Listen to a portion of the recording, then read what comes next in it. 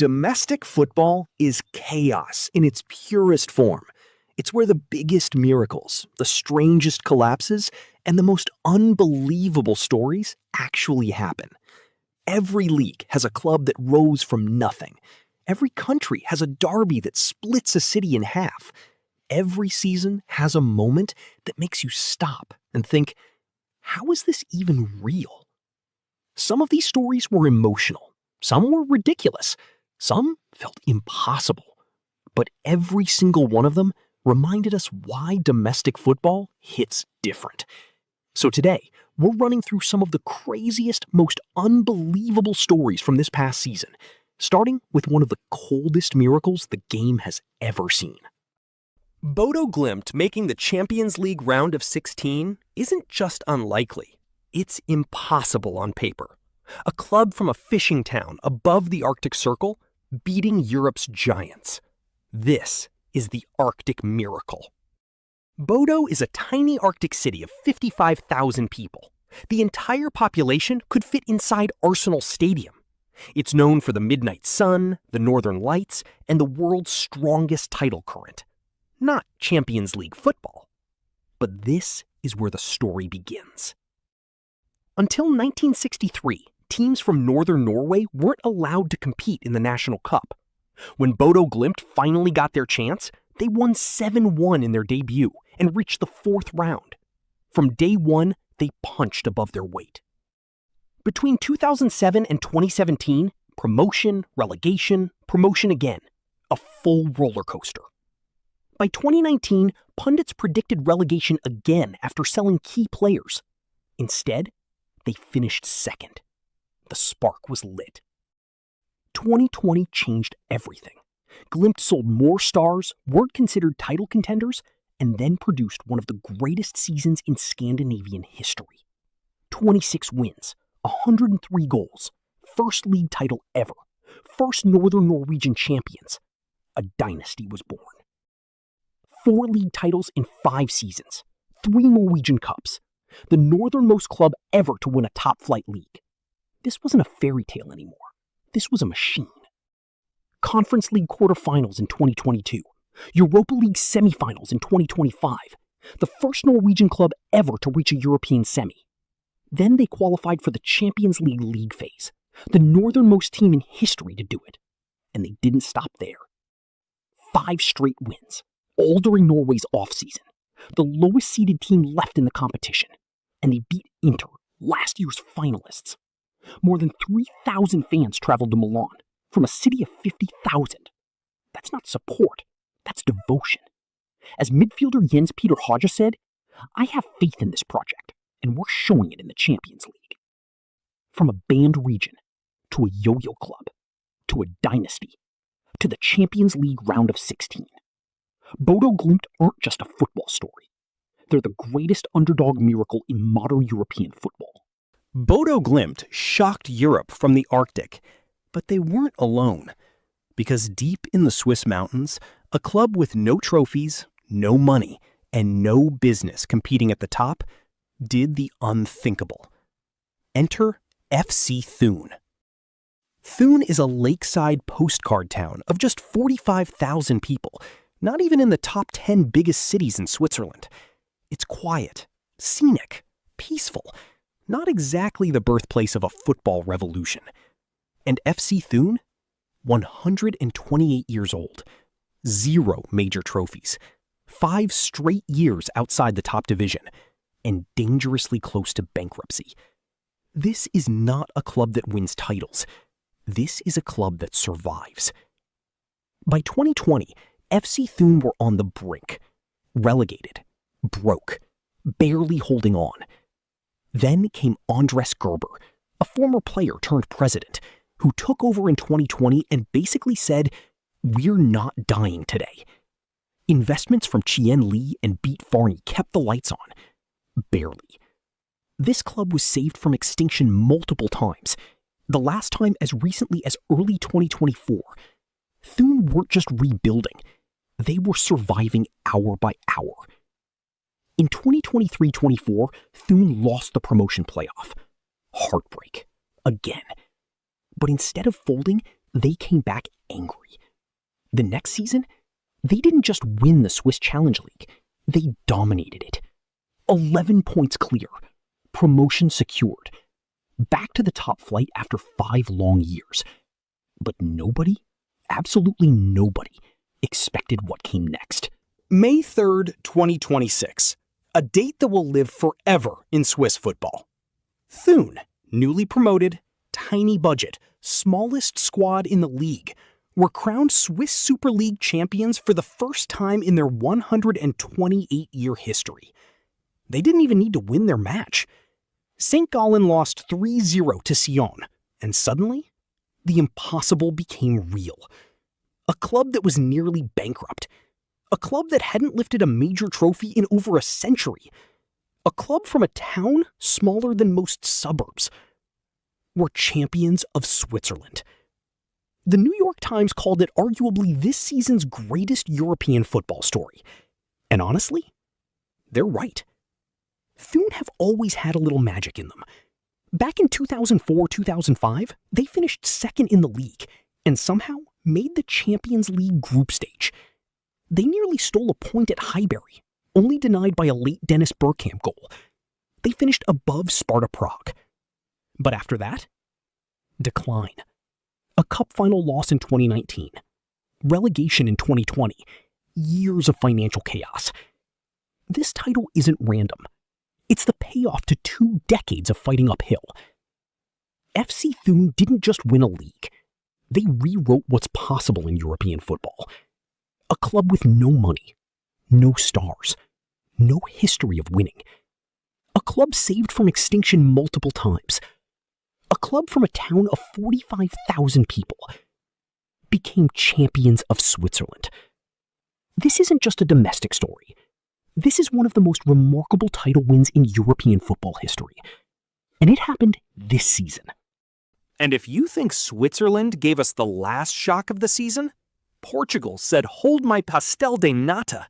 Because while Thun were climbing from bankruptcy to champions, a tiny second division club in Portugal pulled off something even stranger.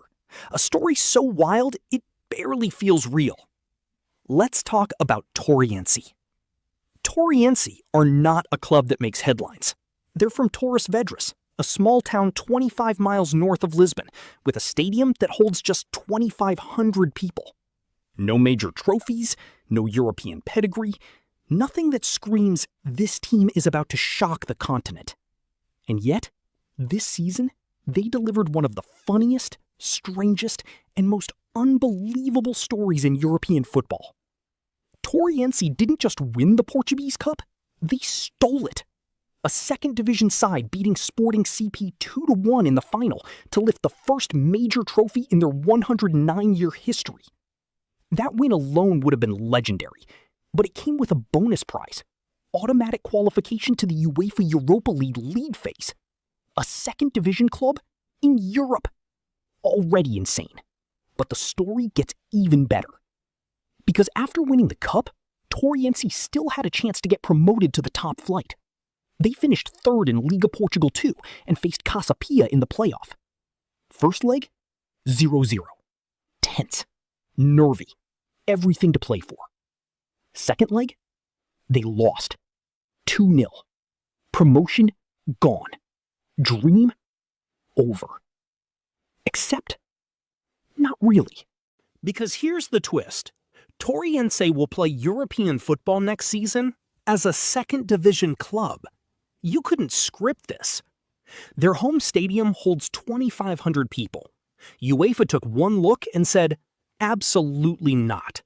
So Torreense will play their Europa League matches 193 miles away at the Estadio Algarve in Faro.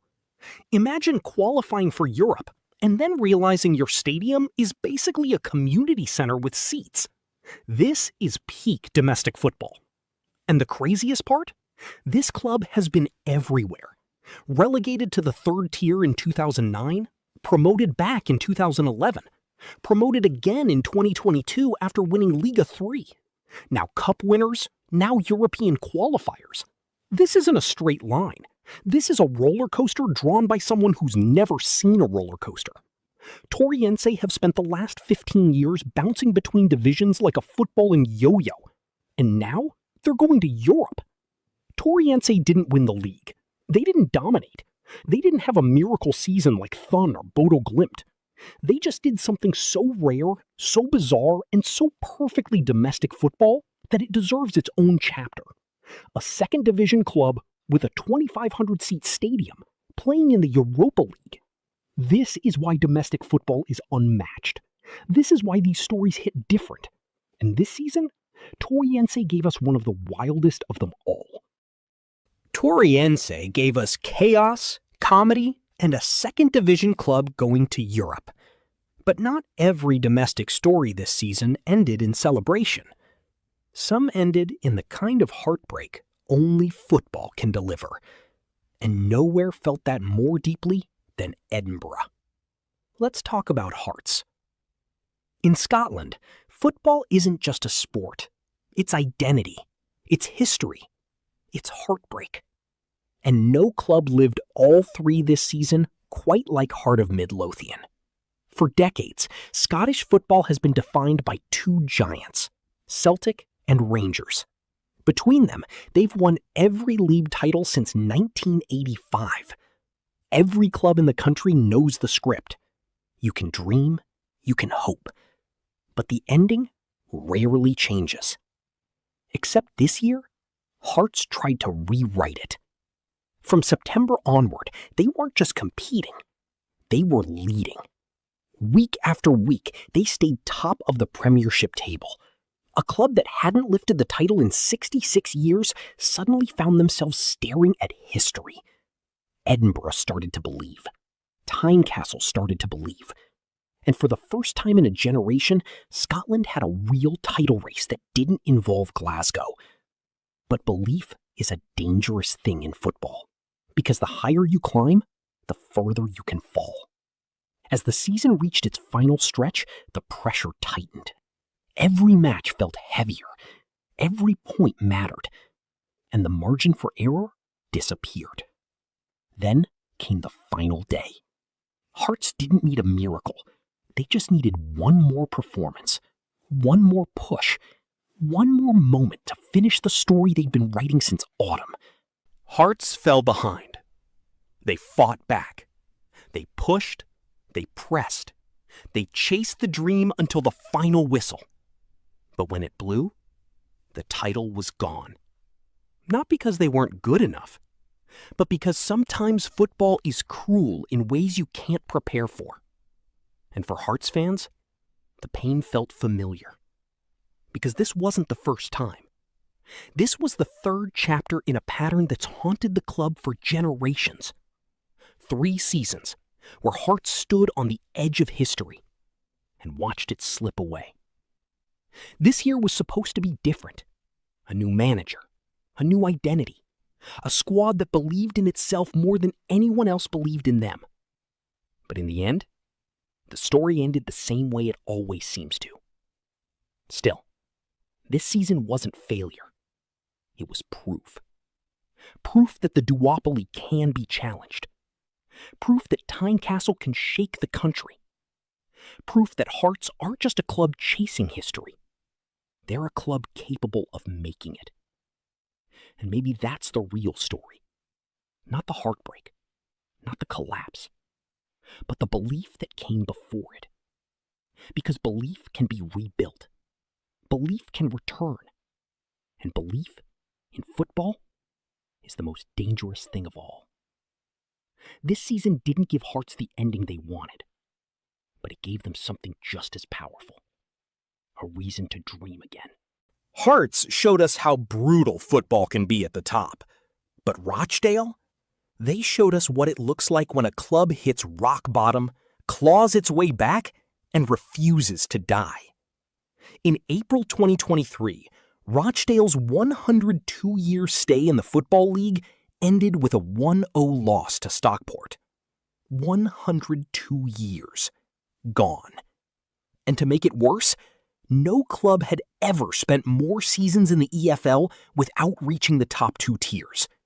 They were the definition of a lower league mainstay. Until they weren't. Their first year in the National League? Chaos. Financial crisis. Warnings of liquidation. The chairman literally said the club might not survive without new investment. But then came the lifeline. Shareholders approved 9 million new shares, and in May 2024, the family of local businessman Peter Ogden stepped in with a £2 million takeover. That takeover didn't magically fix everything, but it stabilized the club. On the pitch, they finished 11th, then 4th the next season, losing in the playoffs. But the feeling around the club had changed. Rochdale weren't dying. They were rebuilding. Fast forward to the final day of the 2025-26 season. Rochdale versus York City. Top 2 showdown. York only needed a draw. Rochdale needed a win. 90 minutes, nothing.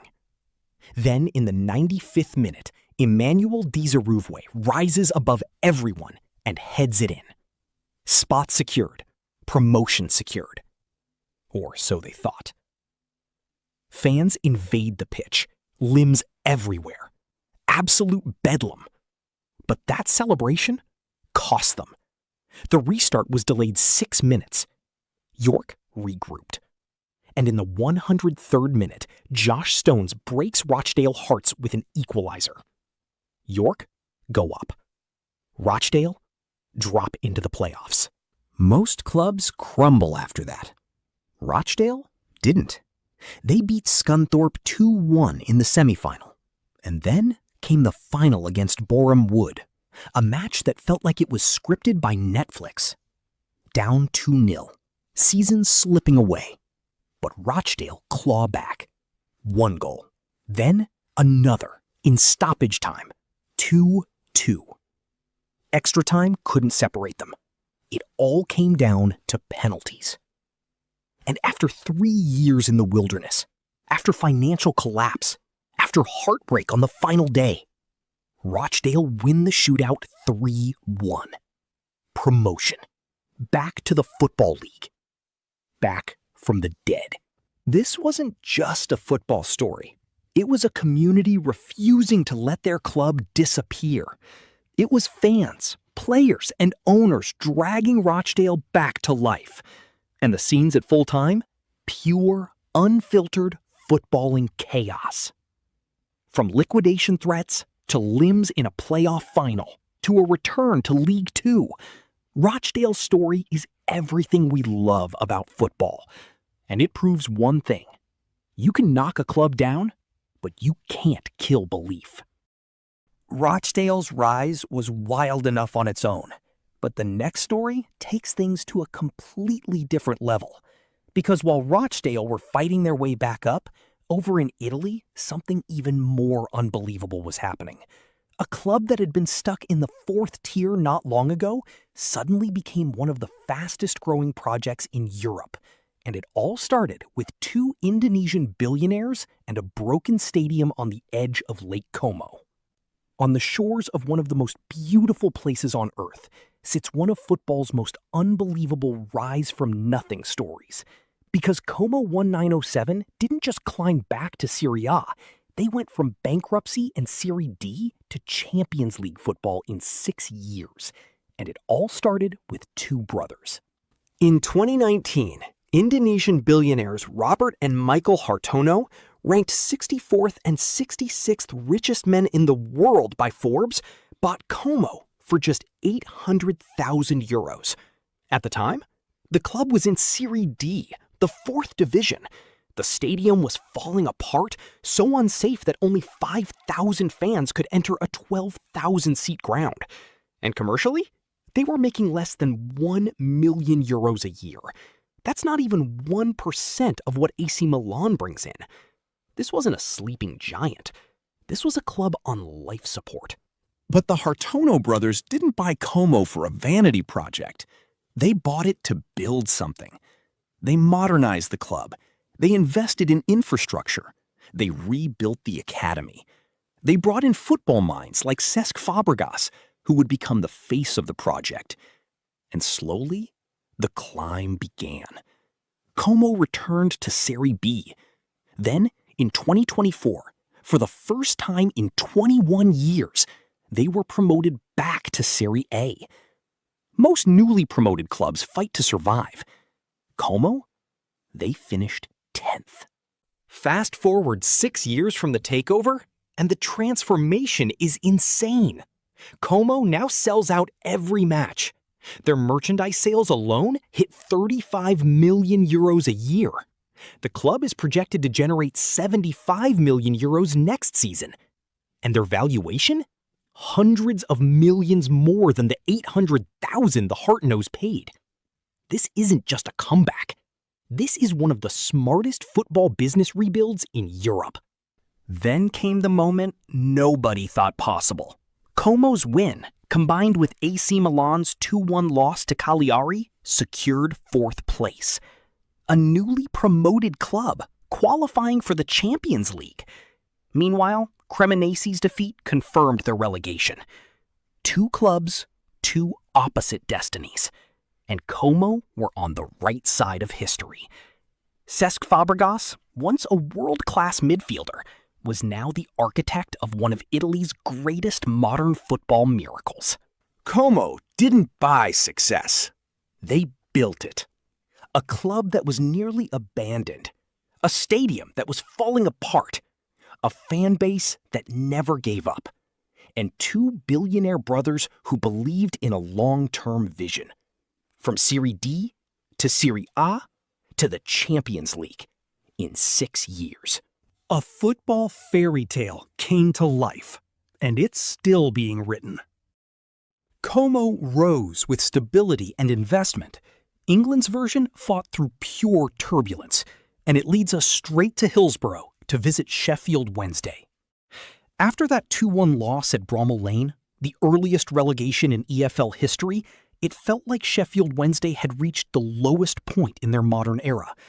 But Wednesday's story has never been simple. This is a club that once lifted league titles, FA Cups, and played European football under the lights at Hillsborough. A club with a fan base that fills one of England's great old grounds even in its darkest moments. And that's what made the collapse hurt even more. This wasn't a small club falling. This was a giant losing its identity. Because the truth is, Wednesday didn't fall in one season. They fell over years of mismanagement, confusion, and decisions that slowly pulled the club away from what it had always been. Ticket prices rising, communication disappearing, a stadium that needed investment, a squad built on short-term gambles instead of long-term planning. And then came the moment that nearly broke everything.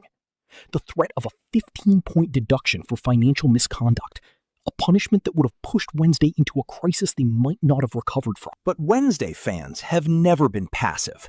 They've lived through tragedy, through relegations, through heartbreak, and every time they've stood up for their club. So when the deduction loomed, they didn't stay silent.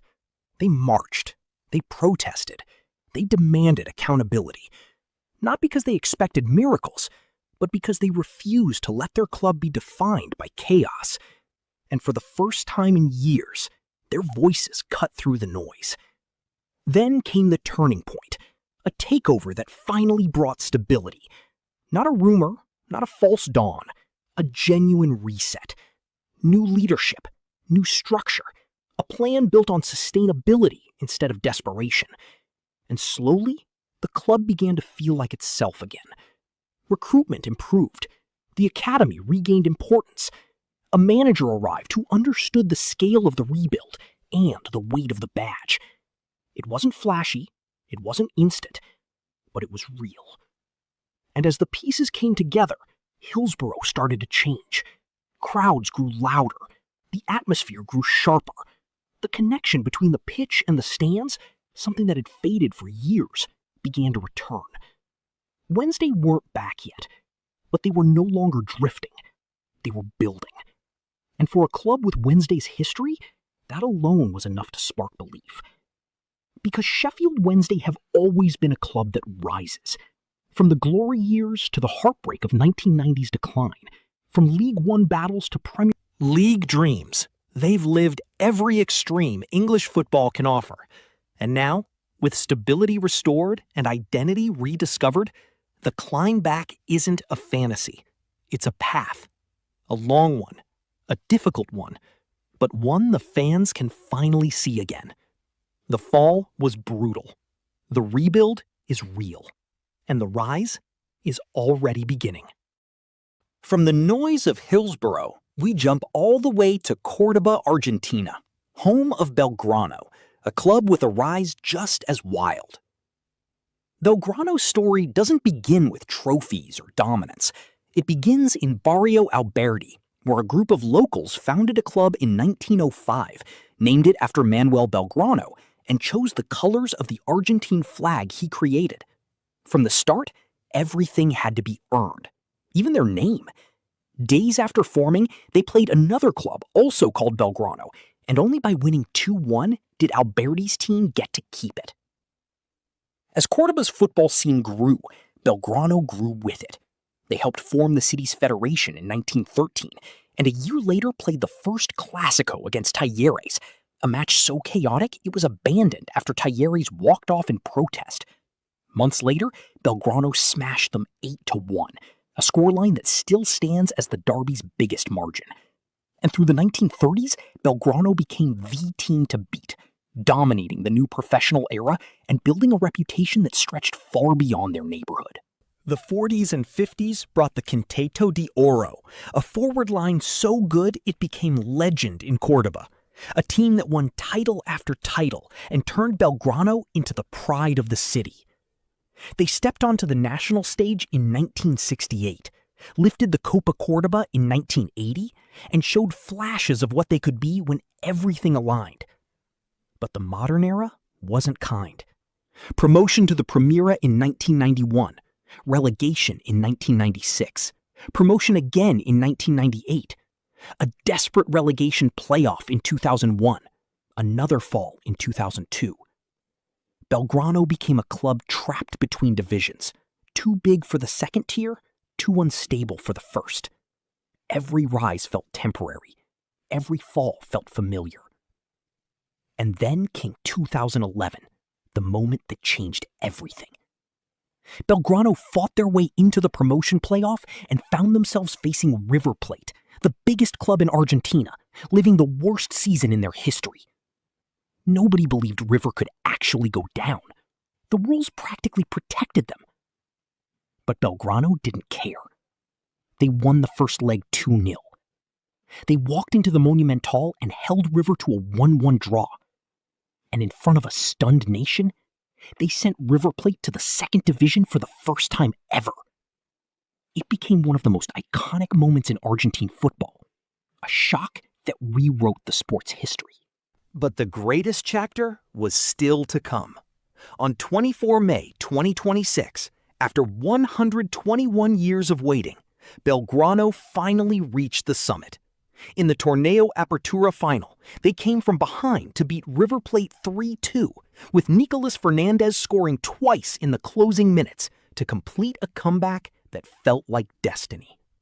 A club born in a neighborhood, a club that fought for its name, a club that lived through decades of turbulence, finally became champions of Argentina. Belgrano didn't rise because they were the richest or the most powerful. They rose because Alberti built them to survive anything and to keep climbing no matter how many times they were knocked down. From the noise of Córdoba, we jump all the way to Cheshire, where Macclesfield, a club rebuilt from the ashes, have climbed through the divisions faster than anyone thought possible. Macclesfield's story isn't about a club chasing glory. It's about a club that had to be rebuilt from nothing. A club that literally stopped existing, only to come back stronger than anyone thought possible. Because before Macclesfield Football Club, there was Macclesfield Town, a historic side founded in 1874. And by 2020, that club was gone, wound up in court, erased from the pyramid. A community left without the team that had defined it for nearly 150 years. Most clubs don't survive that. Most towns don't recover. But Macclesfield didn't fold into the background. They fought their way back into existence. A phoenix club built by people who refused to let football disappear from their town. They started at the very bottom of the system, in the Northwest County's Premier Division, playing in front of small crowds at Moss Rose, a ground that suddenly felt far too big for the level they were in. But something special happened. Instead of drifting, Macclesfield surged. Promotion in 2022. Another in 2023. Another in 2025. 3 promotions in 4 seasons. A climb so fast it barely felt real. The club that had been wiped off the map was suddenly rising through the divisions like a team possessed, powered by a fan base that had already lived through the worst thing a club can experience. And then came the moment that changed everything. The moment that made people across England stop and pay attention. The FA Cup. The competition built on romance, chaos, and the belief that on the right day, anything can happen. Macclesfield entered as a 6th-tier side, a team of part-timers, 117 places below the Premier League. Nobody expected anything. Nobody imagined history was coming. But on January 10th, 2026, at tiny Moss Rose, a ground with barely 2,000 seats, Macclesfield did the impossible. They beat Crystal Palace, the reigning FA Cup holders, a 6th-tier club knocking out a top-flight giant, the biggest upset in the history of the tournament, the kind of result that becomes folklore the moment the final whistle blows. And it wasn't luck. It wasn't a fluke. It was a team playing with the freedom of a club that had already lost everything once and refused to lose again. The players fought for every ball. The crowd roared like the stadium held 50,000 instead of 5. And when the final whistle went, Macclesfield weren't just giant killers. They were a symbol of what English football still is at its core. Hope, belief, and the idea that no club is ever truly finished as long as people care enough to bring it back.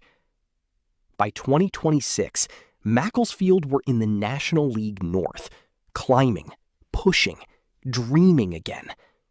A club that had been erased from the pyramid was suddenly one of the most compelling stories in the country. Not because of money, not because of star players, but because they refused to accept the ending they were given. Macclesfield didn't just return. They rebuilt. They rose. And they reminded everyone why the magic of the cup and the magic of football still matters. From Macclesfield's miracle, we head to the coast, to Grimsby Town, a club that didn't just pull off an upset. They tore up the script entirely and dumped Manchester United out of the Carabao Cup in a shock nobody saw coming. Grimsby Town's rise didn't start with a cup upset or a miracle night. It started with a reset, a takeover in 2021 that finally gave the club stability after years of drifting. Jason Stockwood and Andrew Pettit stepped in, not as distant investors, but as people who understood what the club meant to the town. And from that moment, Grimsby stopped sinking and started climbing. The first sign came in the 2021-22 season. Grimsby finished 6th in the National League and entered the playoffs with nothing guaranteed. But what followed was pure chaos, in the best way. They beat Notts County in extra time. They beat Wrexham in a 5-4 thriller that felt like a match nobody could control. And at the London Stadium, they beat Solihull Moors in extra time to return to the Football League. A club that had been fighting for survival suddenly had momentum again.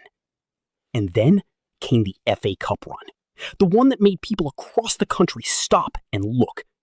Grimsby went to Southampton, a Premier League side, and beat them 2-1 to reach the quarter-finals for the first time since 1939. They became the first team in FA Cup history to knock out 5 clubs from higher divisions in a single campaign. For a moment, Grimsby weren't just a lower league team. They were the story. But the moment that defined this era didn't come in the FA Cup. It came in the Carabao Cup. It came on a night that will live forever at Blundell Park. On 27 August 2025, Grimsby Town, a fourth-tier club, faced Manchester United, a club with global stars, a massive budget, and expectations that stretch across continents. Grimsby led 2-0 at halftime. United clawed back to 2-2. And then came the penalty shootout, a marathon that felt like it would never end. 12-11, a miss off the crossbar. And suddenly, Grimsby had done it. They had eliminated Manchester United in one of the biggest shocks English football has ever seen. Fans poured onto the pitch. Players collapsed. It wasn't just an upset. It was a moment that rewrote what people thought was possible for a club of Grimsby's size. A reminder that football still belongs to nights like this, to stadiums like Blundell Park, to teams that refuse to accept the limits placed on them. And the momentum didn't fade. They went to Hillsborough and beat Sheffield Wednesday. They pushed themselves into the League Two playoff places for the first time in 2 decades. A club that had been fighting to stay alive just a few years earlier was suddenly fighting for promotion again. Grimsby's rise isn't about money or star power. It's about belief. It's about a fan base that never walked away. It's about a club rebuilt from the inside out, climbing step by step until they were ready to shock the country. Because Grimsby Town have always been a club defined by resilience, a club that refuses to accept the role the football world tries to assign them. And now, after years of turbulence, they're not just surviving, they're writing some of the most unforgettable chapters in modern English football. Football never stops surprising us. Every season gives us new heroes, new heartbreaks, and new stories that remind us why this sport hits so close to home. These weren't just results on a table. They were communities coming alive, clubs rewriting their identity, players stepping into moments they'll remember for the rest of their lives. And the best part? There are so many more stories out there, in leagues you've never watched, in countries you've never followed, in clubs you've never heard of. Yet. If you enjoyed this look into the chaos and beauty of domestic football, stick around, because this is just the beginning. There are countless stories still waiting to be told, and we're going to dive into all of them. Thanks for watching. This is domestic football. This is the beautiful game in its purest form. If you want more stories like this, drop a like, hit follow, and tell me which league I should cover next. Your pick might be the next episode.